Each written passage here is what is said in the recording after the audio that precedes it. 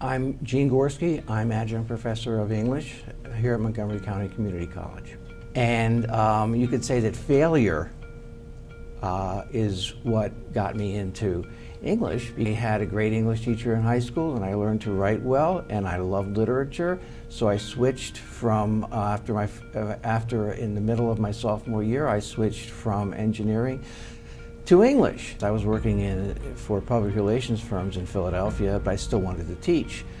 So I talked to people here, and I became I taught at night, okay, for about 8 years. My teaching philosophy is to teach students to solve problems, to ask and answer questions. Søren Kierkegaard, the existentialist, the Danish philosopher, and that's because he basically recognized the reality of nothingness, okay, the leap of faith, okay. In other words, he says, if you're on a cliff and you have to get to another cliff and it's really far away and you have to jump, he said that when you look down and you see the nothingness that you've got, that's a real thing.